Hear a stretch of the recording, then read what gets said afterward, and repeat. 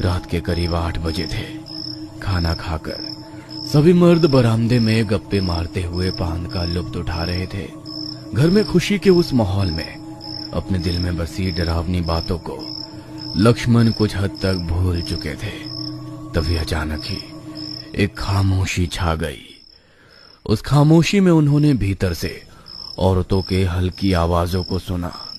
कुछ ठीक नहीं था। एक अनजानी घबराहट उनके दिल के सामने लगी। उन्होंने सामने दरवाजे की तरफ देखा तो उनकी पत्नी, जो चुपचाप बाहर आकर सिर के ऊपर पल्लू कर सिर छुपाए हुए बोली, काफी देर से विमला कहीं नजर नहीं आ रही। उनकी आवाज में चिंता और डर साफ नजर आ रहा था। लक्ष्मण ने गुस्से में जवाब दिया, अरे तो इसमें रोने की क्या बात है? जरा आसपास देखो, होगी किसी घर में। उनकी पत्नी कांपती हुई आवाज में बोली।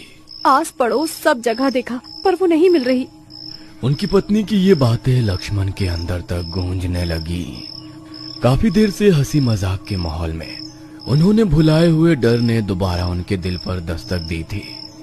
फिर गहरी सांस लेते हुए उन्होंने कहा, अब ठीक है, रोना बंद करो, हम देखते हैं।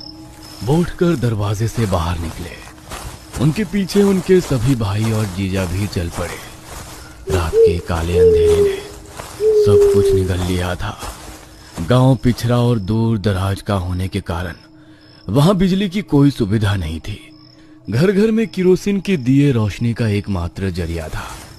किसी ने घर से एक लालटेन हाथ में लिया था।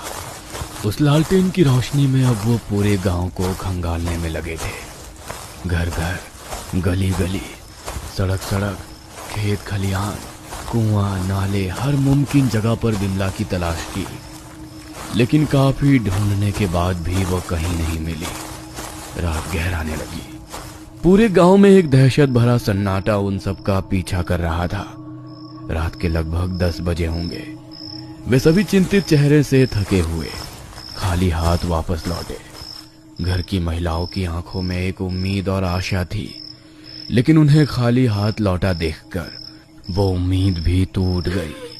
उनकी पत्नी का चेहरा जैसे तिल तिल कर मुरझा रहा था। दिल में डर और घबराहट का समंदर था। वो पूरी तरह से टूट चुकी थी, जैसे उनकी हर उम्मीद धुंधली होती जा रही हो। रोते हुए वो विमला के लौटने की दुआ कर रही थी। वो उम्मीद भरी निगाहों से अपने पति लक्ष्मण की तरफ देख रही थी।